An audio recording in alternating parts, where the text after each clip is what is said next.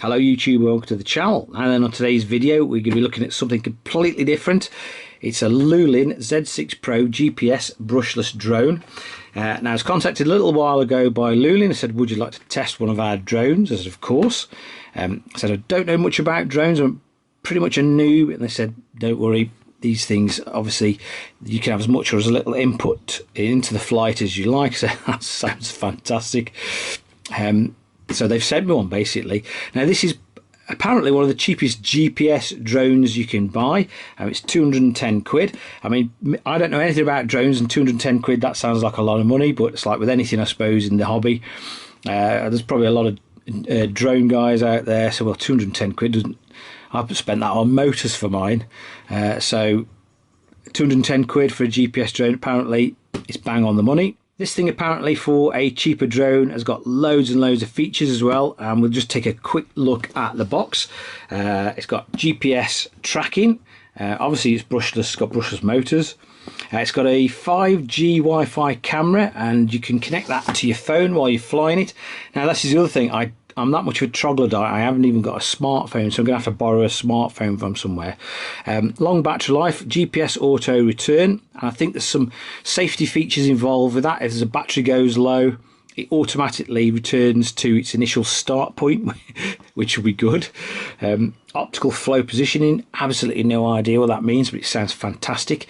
I think you can it's got palm control, and I think what that means is you can actually control the drone. It recognises your hand, and you can actually control it with your hand when it's in front of you, which I'm quite looking forward to seeing what happens when you do that. Waypoint flight, well, that's all tied in with the GPS, I would imagine, so you can pick points on a map and you can tell the drone to go and look at them. There's no obstacle avoidance with this thing though, so if there's an obstacle in the way, you're out of luck. Circle flight, which I think means that if you can get the drone to circle a point of interest. Dual frequency technology again. I haven't got a Scooby-Doo what that means. Right then, before we open the box, which I'm dying to do, here in the UK anyway, you do actually need what's called an operator's ID to use this drone from the Civil Aviation Authority. Even though it's under 250 grams and it's sort of classed as a toy, because it's got a camera on it, you do need an operator's ID. Also, I believe. So before you legally can fly one, you have to go to the Civil Aviation Authority's website, register. I think it costs you about a tenner, and you get an operator's ID. So, and you have to put the ID somewhere on the drone, so it's identifiable.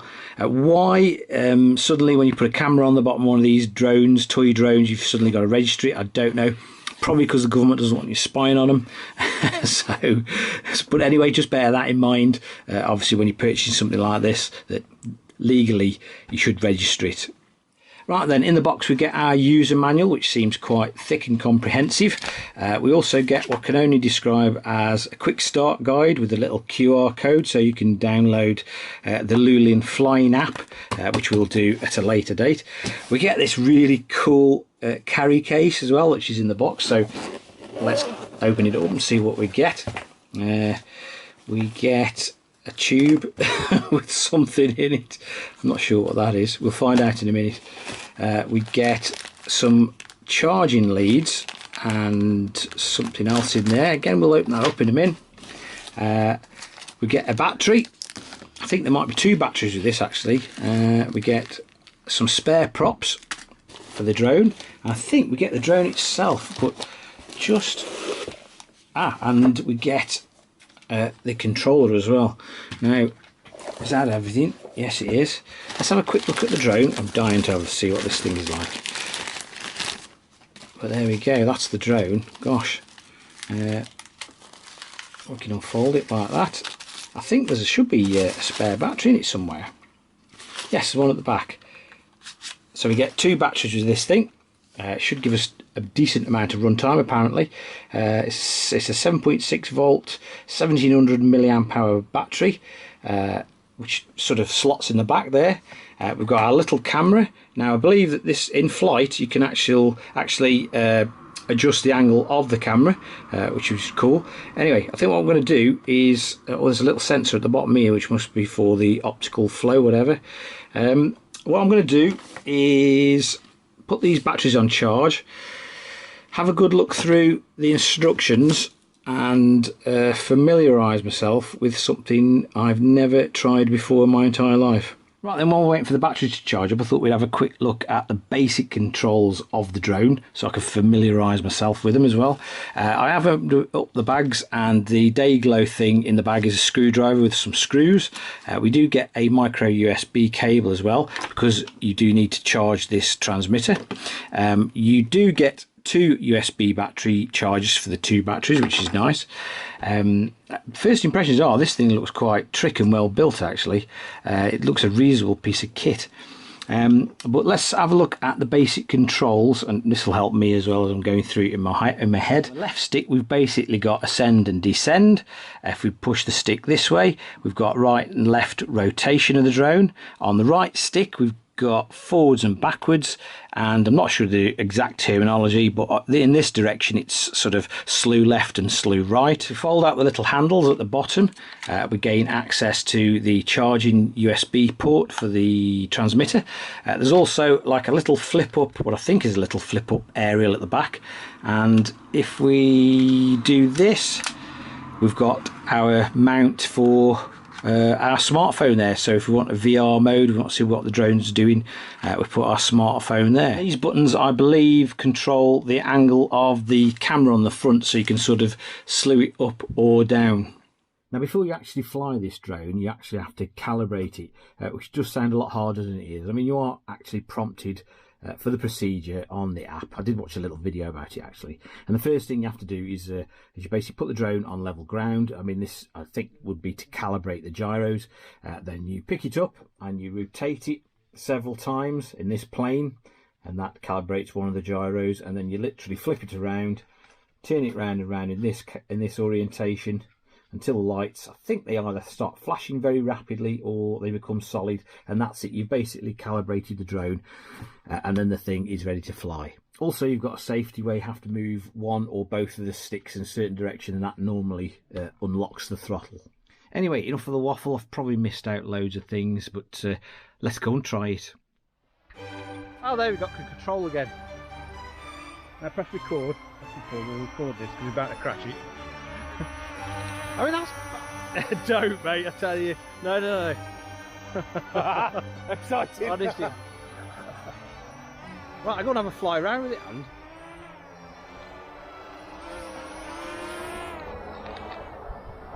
What's the battery showing, just out of interest? Half. Is it? Yeah. I wonder if it's because it's so cold today. Maybe it is a bit nips, isn't it?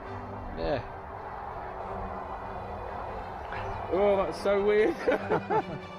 So strange to try and do it and then... Yeah, bring it over here.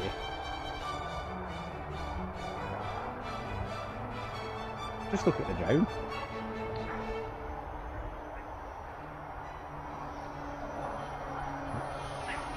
I mean, it does flash every time you give it a command, I think.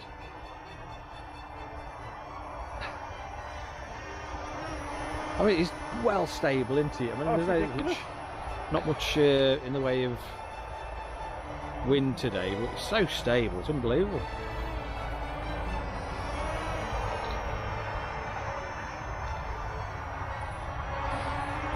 That's incredible, isn't it? It's like Call of Duty, this is.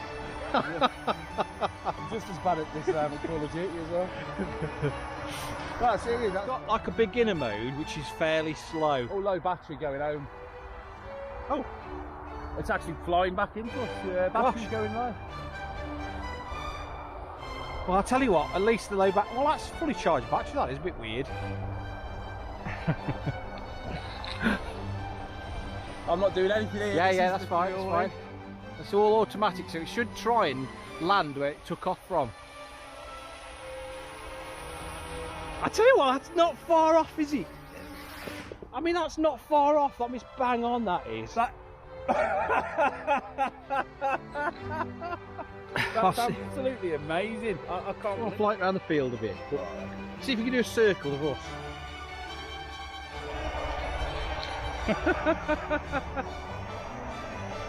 See if you can land it on the cardboard. It says. Yeah, it's just Go on. A little drifty drift, isn't it? Come on, you got this. Oh, come on. Oh, that little bit of wind. A little bit of wind. Yay! Whoa! Excellent stuff. Let's see if we can, now that we've mastered it. Now, unfortunately, when I came to edit this video, I realised I dropped a right rick with regards to the action cam footage and the drone footage marrying up. What I basically did was I kept stopping and starting the action cam, and what I ended up with is footage that didn't match. So we're going to have a sports style commentary on this piece of footage because I cannot find the action cam footage that relates to it. But as you can see, the camera on this drone is absolutely amazing, and this thing literally turns on a sixpence. It really does. It's so manoeuvrable, and it was reasonable. There's a breeze out, and it still was. It's so stable and maintained a certain altitude. It's absolutely brilliant. But like I say, the view from the camera, I mean, they say it's 4K. I'm not 100% sure whether it is or not, but it really is superb quality. I mean, considering the price, it's not a particularly expensive drone in the first place at 200 quid, but it really was good fun to use this thing, and we flew it around the field no end. But you certainly do get an absolutely brilliant, I mean, it just gives you a different perspective. Oh, that's my brother waving there. A different perspective. I think I'll crash it in a minute. But it was genuinely good fun. Here we go. Anyway, straight into the weeds. Right then, back inside, what do we think of the Loolinn Z6 Pro drone? I'm not going to lie, it was a right laugh, this thing. We had a laugh with it. I've never flown a drone, brother's never flown a drone, and it was generally quite entertaining. And the thing is so feature-packed, it's unbelievable. Anyway, let's have some good and bad points, shall we? Let's start with the bad ones. The weather. This video did actually take me a good while to make because the weather in the UK, every time I've had a bit of free time to do this video, the weather's been awful, so I haven't been able to get out, because obviously you've got to have reasonable conditions to fly it in. So it's not something you're going to be able to do all the time, and if you have a run of bad luck with regards to weather, you're going to be grounded. The other bad point was the battery. One of the batteries, I don't know if we've got a Duffin, but it was probably in the air a few minutes before we got a low battery warning, and it did actually come back on its own, so it did exactly what it was supposed to. But unfortunately, we pretty much flew on one battery that day. Right then, let's have some good points. And this thing is reasonably robust. I did crash it into the grass a couple of times and it survived, so hats off to it. Another good point is this thing is absolutely feature packed, and there's loads of different things this thing will do. Unfortunately, didn't have time to check most of them out because of the battery situation. I wanted to check out the gesture control, but unfortunately it wasn't to be. But this thing does lots and lots of things. I mean, it's far more intelligent than I am, and it's a very, very clever piece of kit. And that brings me on to my next plus point. I mean, I am a bit of a troglodyte when it comes to technology, and this thing is so easy to control. Literally, both me and my brother jumped on it and flew it around the field. It pretty much flies itself. There's a beginner mode initially, and then you can turn that off and it gives you a bit more control and speed. But as from a flying standpoint, this thing's a doddle. And for a cheapish drone, the camera seems pretty good on this thing. I mean, the quality is reasonable, and it just gives you that just a completely different perspective of actually flying something. You can actually pair it with FPV goggles as well, so you can literally, it looks like you're flying it first person. But I really enjoyed the camera on it, and just gives you a different perspective when flying something like this. And from a price standpoint, 210 quid, apparently it's not a lot of money to spend for a GPS drone, and that GPS really does come in handy. That return to base low battery thing was absolutely amazing. I mean, it literally landed pretty much from where that piece of cardboard from where it took off, so I'm gobsmacked by it. And last but not least, it's genuinely good fun to pilot around. I mean, it's really stable in the air. It didn't do anything daft, and we just had a right laugh with it. So then, conclusion time, would I recommend the Loolinn Z6 Pro to you guys as a drone? And I'm going to say absolutely yes. It did exactly what it said on the tin, apart from the battery issue we had. It's good fun to pilot around, dead easy from a novice standpoint, and it's just a new perspective on RC basically. As ever, I will leave a link in the description to Loolinn's Amazon page where you can go and buy one from. They do lots of different drones actually, so if you didn't want to spend 210 quid, you don't have to. If you've enjoyed this video and you found it of some use and interest, please give it a big thumbs up. And if you're feeling that way inclined, hit that subscribe button for more similar future content. I think we're almost up to 3,000 subscribers, so I'm absolutely over the moon. So if you haven't already, click that subscribe and do the channel a favour. Thanks for watching, guys.